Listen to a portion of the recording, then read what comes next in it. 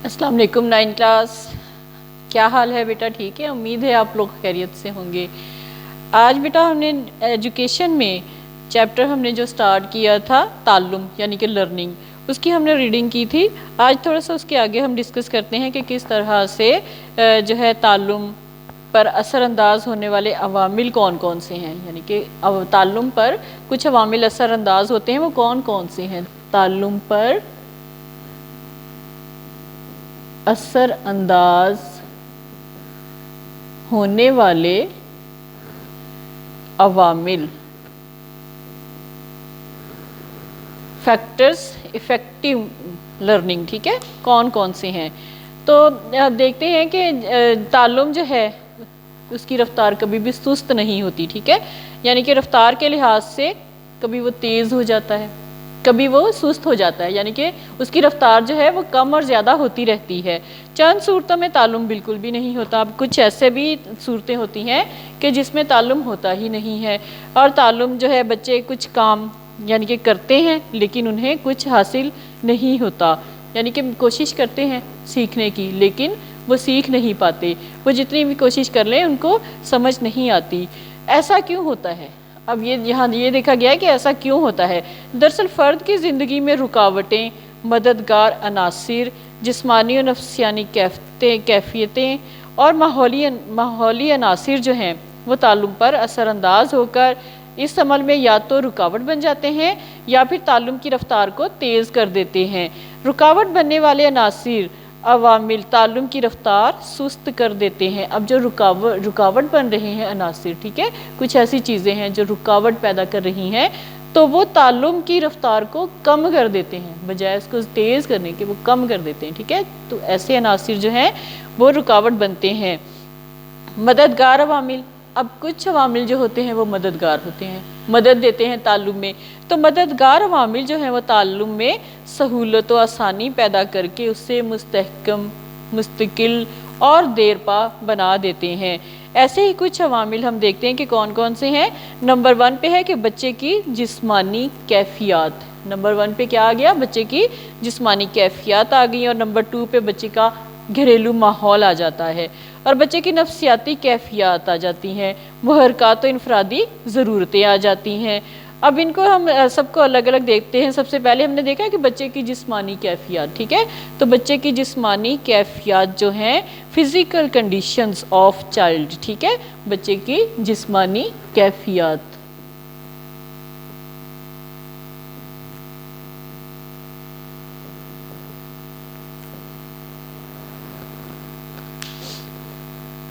बच्चे की जिस्मानी कैफियत जो है किस तरह से कैसा अमल है।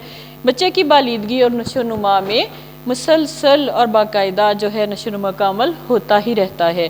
हर बच्चे में नशोनुमा की रफ्तार यकसा नहीं होती। अगर किसी वजह से ये अमल मुसलसल और बाकायदगी से जारी ना रहे तो वो बच्चे की ज़िंदगी के तमाम पहलुओं को मुतासिर करता है। जिस बच्चे की जिस्मानी कैफियत के लिहाज से अगर देखा जाए तो जो है ये अमल नशोनुमा का और बालिदगी का जो अमल है, अगर वो मुसलसल ना हो और रेगुलर भी ना हो तो उससे जो है बच्चे की ज़िंदगी के तमाम पहलू मुतासिर होते हैं। खुदा न खास्ता बच्चा पैदाइश के वक्त ही ऐसा कोई वाक़या बच्चे के साथ पेश आ जाए, जैसे ही बच्चे की पैदाइश हुई कोई ऐसा वाक़या पेश आ जाए जिससे जिस्मानी नशोनुमा मुतासिर हो जाए, तो इससे क्या होगा कि बच्चा ज़हनी तौर पर माजूर हो जाएगा। इसके जिस्मानी अज़ा, हाथ, पैर, आँख, नाक, कान वगैरह की बालिदगी में खलल पैदा होगा, यानी कि उसकी नशोनुमा नहीं हो सकेगी, जिससे वो अपने अज़ा, जिस्मानी और जहनी क़ुव्वतों को दुरुस्त अंदाज में इस्तेमाल नहीं कर सकेगा। जब इस तरह की कोई मुश्किल पेश आ जाएगी, ऐसा कोई वाक़या हो जाएगा कि वो जिस्मानी तौर पे कहीं ना कहीं किसी न किसी जिस्मानी हिस्से उसका माजूर हो जाएगा, वो मोहताज होकर रह जाएगा, तो उसमें वो अपने अज़ा, जिस्मानी और जहनी क़ुव्वतों को दुरुस्त अंदाज में भी इस्तेमाल नहीं कर सकेगा। जो बच्चा हाथ से माजूर हो वो वो ऐसे हो ही नहीं सकता है कि वो किसी चीज़ को हाथ से पकड़ सके। फ़र्ज़ करें किसी के हाथ की जो है वेन्स वीक हो गई हैं, वो अपने उसमें वो ताकत ही नहीं है, माजूर हो गया है वो, तो वो किसी भी चीज़ को पकड़ने की उसमें ताकत नहीं होगी ना ही वो खेल कूद में हिस्सा ले सकेगा। यूँ बहुत से अफ़ाल जो हाथों से किए और सीखे जाते हैं हाथों से माजूर बच्चे के लिए करना मुमकिन नहीं है। इसी तरह ज़हनी तौर पर मजबूर और माजूर बच्चे भी مختلف تجربات کو نہیں سمجھ سکیں گے اور ان کے سیکھنے کا عمل جو ہے وہ ناقص ہوگا. ناقص یعنی کہ معیاری نہیں ہوگا، اچھا نہیں ہوگا، بہتر نہیں ہوگا. لہٰذا بچے کی جسمانی نشو و نما تعلم کے عمل کے ابتدائی بنیاد فراہم کرتی ہے. جسمانی اور ذہنی طور پر بچے صحت مند بچے موضوع اور بہتر تعلم کے جو ہے حامل ہوتے ہیں. اب بچوں کی اگر جسمانی صحت اچھی ہوگی، ذہنی صحت اچھی ہوگی تو بچے تعلم بہت اچھا جو ہے اس کے عمل سے بہت اچھے طریقے سے گزریں گے. اب نمبر 2 ہے بچے کا گھریلو ماحول.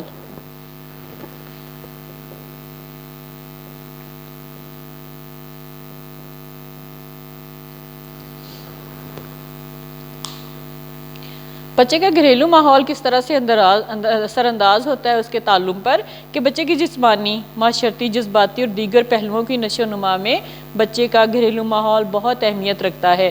گھر کے تمام افراد اور اس گھر میں وقوع پذیر ہونے والی تمام سرگرمیاں بچے کا ماحول ہے. یعنی کہ گھر کے افراد اگر بچے پر توجہ دیں گے تو اسے مناسب خوراک فراہم کریں گے، اس کو ماحول اور موسم کی گرمی سردی سے محفوظ رکھیں گے اور اس کے ساتھ شفقت بھرا سلوک کریں گے تو اس کے کاموں میں اس کی مدد بھی کریں گے، ادب آداب کا خیال کریں گے تو یقیناً بچے کی شخصیت پر بہت اچھے اثرات مرتب ہوتے ہیں. وہ اپنے اس خوشگوار ماحول سے پورا فائدہ اٹھائے گا. ساری باتیں اس کے سیکھنے کے عمل میں مثبت کردار ادا کریں گی. اس کے برعکس جس بچے کے گھر میں افراد خاندان آپس میں لڑائی جھگڑا کرتے ہوں، بچے کو مارتے پیٹتے ہوں، اس پر توجہ نہ دیتے ہوں تو ہو سکتا ہے کہ اس میں باغیانہ کیفیات جنم لے لے. یعنی کہ بچے میں جو ہے نیگیٹو پوائنٹس آ جائیں، وہ اس کے مائنڈ جو ہے وہ نیگیٹو سائڈ پہ چلنا شروع ہو جائے اگر گھر کا ماحول صحیح نہیں ہوگا. نمبر 2 پہ ہم دیکھ رہے ہیں نا بچے کا گھریلو ماحول کس طرح سے اثر انداز ہوتا ہے اس کے تعلم پر. تو اگر گھر کے افراد جو ہیں اس کو پیار محبت اور شفقت سے رکھیں گے اور اس کی گرمی سردی سے محفوظ رکھیں گے اور اس کی مدد کریں گے اور اس کی جو ہے سیکھنے میں اس کے مثبت کردار ادا کریں گے تو بچہ اس عمل سے بہت اچھے طریقے سے گزرے گا. لیکن اگر گھر کے افراد خود ہی آپس میں لڑائی جھگڑا کر رہے ہیں تو بچے پر اس کے منفی اثرات ہوں گے. بچے کو مارتے پیٹتے بھی ہیں، اس کی بات بھی نہیں سنتے تو اس طرح سے بچے کے میں ایک باغیانہ کیفیت آ جاتی ہے. اس کی طبیعت جو ہے وہ باغی ہو جاتی ہے، وہ ان کو پسند نہیں کرے گا.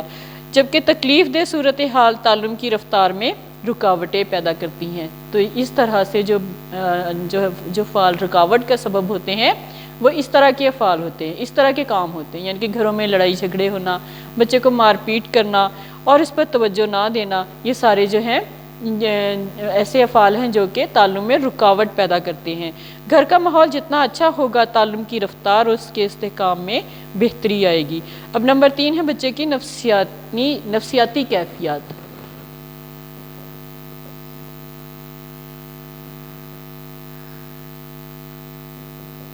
نفسیاتی کیفیات. اب اس میں دیکھتے ہیں کہ کس طرح سے بچے کی نفسیاتی کیفیات جو ہیں وہ بچے کے تعلم پہ اثر انداز ہوتے ہیں. بچے کی نفسیاتی اور جذباتی نشو و نما پر بھی تعلم پر اثر انداز ہونے والے عوامل میں ایک اہم عنصر ہے.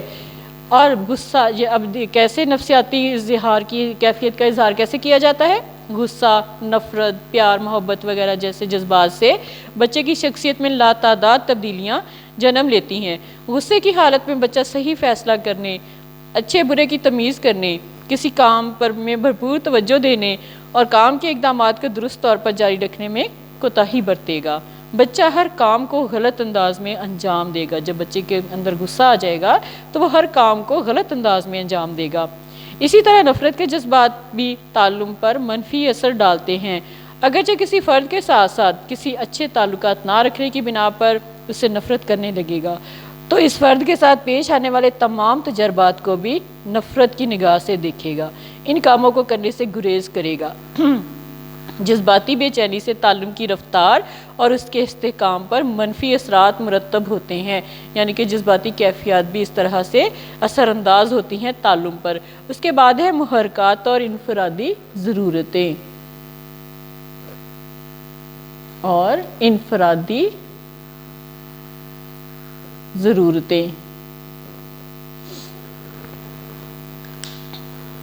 بچے کی انفرادی ضرورتیں بھی تعلم پر اثر انداز ہوتی ہیں. اگر بچے کو بھوک لگی ہو تو بھوک ایک منفی محرک بن جائے گی اور وہ جس تجربے سے گزر رہا ہوگا وہ اسے قبول نہیں کرے گا۔ بھوک کی ضرورت باقی دیگر محرکات میں زیادہ طاقتور محرک بن جائے گی، یعنی کہ باقی اس کے علاوہ جتنے بھی اس کے جو ضرورتیں ہیں، اگر بھوک اس کو لگ رہی ہے تو وہ ایک طاقتور محرک بن جائے گی۔ اس طرح اگر بچے کو سردی لگ رہی ہو، اسے کام کو سیکھنے میں آمادہ کرنا چاہیں تو وہ ہرگز اس کام کو سیکھنے کی کوشش نہیں کرے گا، کیونکہ وہ سردی اس کو لگ رہی ہوتی ہے، تو اس وجہ سے بچہ کام کرنے کے لیے بالکل بھی تیار نہیں ہوگا۔ ہر بچہ عزت و توقیر کا طلبگار ہوتا ہے، ہر بچے کو ضرورت ہوتی ہے کہ اس کے ساتھ عزت والا رویہ اختیار کیا جائے، اس کے ساتھ پیار محبت اور شفقت بھرا رویہ اختیار کیا جائے، تو کہ وہ کسی ایسے کام میں مشغول نہیں ہوتا جس کے کرنے میں اسے بے عزتی کا احساس ہوتا ہو۔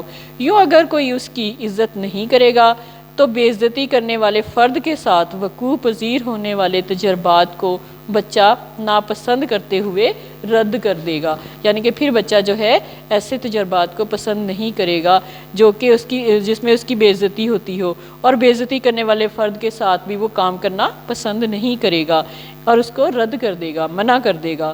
انفرادی ضرورتوں کے علاوہ محرکات وہ مقاصد بھی ہو سکتے ہیں جنہیں بچہ حاصل کرنا چاہتا ہو اور جن کاموں کو کرنے سے اسے خوشی اور راحت محسوس ہوتی ہو یا کام کرنے کے بعد اسے شاباش کے ملنے کا امکان ہو۔ لہٰذا یہ کام انفرادی ضرورتیں، تعلم کی بہتری اور اس میں استحکام کا باعث بنتی ہیں۔ تو آج ہم نے بیٹا دیکھا کہ کس طرح سے بچے کے اوپر بچے کے تعلم پر کون کون سی باتیں اثر انداز ہوتی ہیں، یعنی کہ سب سے پہلے بچے کی جسمانی کیفیات ہے کہ بچہ اگر تندرست ہے، اس کا جسم کا کوئی حصہ متاثر نہیں ہے، وہ کسی طریقے سے کوئی معذوری اس میں نہیں ہے، تو وہ تعلم کا اثر اس کے اوپر اچھا ہوگا۔ اگر بچے کے اندر کوئی معذوری ہے، پیدائش کے وقت کوئی ایسا واقعہ اس کے ساتھ پیش آیا کہ وہ کسی معذوری کا باعث بن گیا اور اس میں کوئی معذوری آ گئی، تو ایسے بچے جو ہیں وہ اس میں جو ہے تعلم کی رفتار سست ہو جائے گی، نہ ہونے کے برابر ہوگی، کیونکہ جب فرض کرے کہ اس کا ہاتھ ہی اگر جو ہے وہ بیکار ہو گیا ہے، وہ نہیں، اس میں طاقت ہی نہیں ہے، تو وہ بچہ کس طرح سے سیکھے گا؟ ٹھیک ہے، کوئی چیز پکڑ ہی نہیں سکے گا، تو اس طرح سے اس میں سیکھنے کی رفتار جو ہے وہ نہیں ہوگی، تو تعلم کی رفتار نہیں ہوگی۔ اسی طرح سے ہم نے دیکھا کہ نمبر 2 پہ ہے بچے کا گھریلو ماحول اثر انداز ہوتا ہے۔ گھر میں اگر بچے کے ساتھ اچھا رویہ اختیار کیا جائے گا، پیار محبت اور شفقت والا رویہ اختیار کیا جائے گا، تو اس میں سیکھنے کی رفتار تیز ہوگی، تعلم کی رفتار تیز ہوگی۔ اگر گھر میں خاندان والے آپس میں ہی لڑائی جھگڑے میں لگے رہتے ہیں، بچے کو بھی مارتے پیٹتے ہیں، اس کی بے عزتی کرتے ہیں، تو ایسے بچے جو ہیں ان کی تعلم کی رفتار سست ہوگی، ٹھیک ہے۔ تو یعنی کہ گھریلو ماحول جو ہے یہ بھی اثر انداز ہوتا ہے۔ پھر بچے کی نفسیاتی کیفیت ہے کہ بچے کی یہ بھی بچے کے اوپر جو ہے اثر انداز ہوتی ہے کہ غصے کی حالت میں بچہ صحیح فیصلہ کرنے اور اچھے برے کی تمیز کرنا نہیں سیکھ سکتا۔ اور اس کے علاوہ محرکات اور انفرادی ضرورتیں آ جاتی ہیں کہ بچے کی انفرادی ضرورتیں بھی تعلم پر اثر انداز ہوتی ہیں۔ اگر بچے کو بھوک لگی ہو تو بھوک ایک منفی محرک بن جائے گی اور اس تجربے سے گزر رہا ہوگا تو وہ اسے قبول نہیں کرے گا۔ اور اگر اسے جو ہے سردی لگ رہی ہے، وہ کسی کام کو سیکھنے پر اس کو زبردستی آپ چاہیں گی بھی تو بھی وہ نہیں کرے گا۔ اور دوسری بات یہ کہ اس کو ایسے کاموں میں مشغول نہیں ہوتا کہ جس میں کرنے سے اسے بے عزتی کا احساس ہو۔ یوں اگر کوئی عزت نہیں کرے گا تو بے عزتی کرنے والے فرد کے ساتھ وہ کبھی بھی جو ہے وقوع پذیر ہونے والے تجربات کو بچہ ناپسند کرتے ہوئے رد کر دے گا۔ اور انفرادی ضرورتوں کے علاوہ محرکات اور مقاصد بھی ہو سکتے ہیں جنہیں بچہ حاصل کرنا چاہتا ہو اور جن کاموں سے اسے خوشی اور راحت محسوس ہوتی ہو۔ تو اب بیٹا اس کے میں تھوڑے سے MCQs آپ کو کرواتی ہوں، آپ ان کو نوٹ کر لیجئے گا۔ نمبر 1،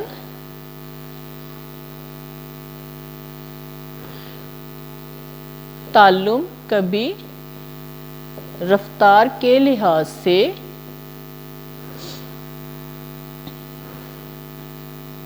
تیز اور کبھی ہوتا ہے سست، یعنی کہ کبھی تیز ہوتا ہے اور کبھی سست ہوتا ہے۔ نمبر 2، رکاوٹ بننے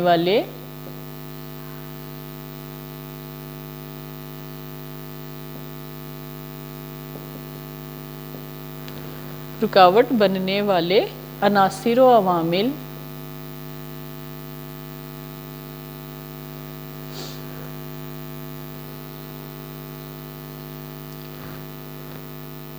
رفتار سست کر دیتے ہیں. کس کی رفتار سست کر دیتے ہیں؟ تعلم کی.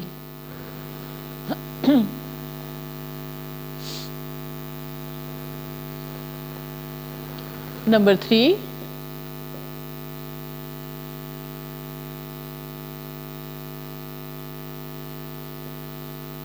مددگار عوامل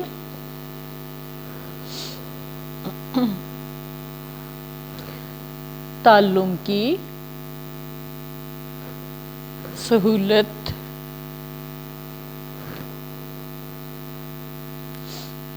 تعلم میں سہولت اور پیدا کرتے ہیں.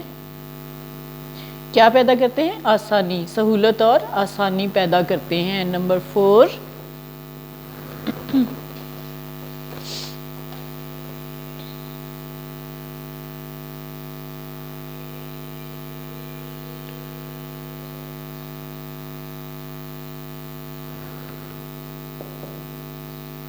بچے کی دیگر پہلوؤں کی نشو و نما میں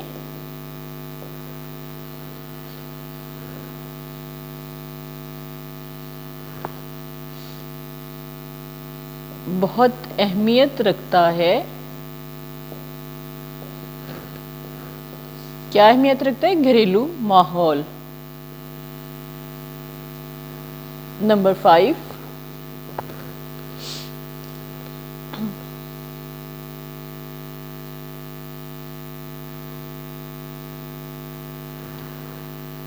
غصہ، نفرت، پیار اور محبت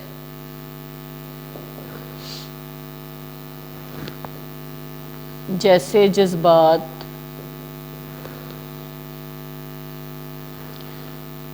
بچے کی شخصیت میں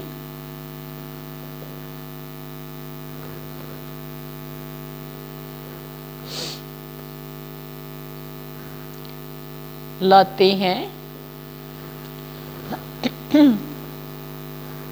کیا لاتے ہیں؟ لاتعداد تبدیلیاں، یعنی کہ بے شمار تبدیلیاں ان جذبات کی وجہ سے بچے میں آتی ہیں. تو یہ بیٹا MCQs ہیں، ٹھیک ہے. ان کو آپ نے یاد کرنا ہے اور اسی ٹاپک میں آپ نے خود سے 5 MCQs بھی بنانے ہیں.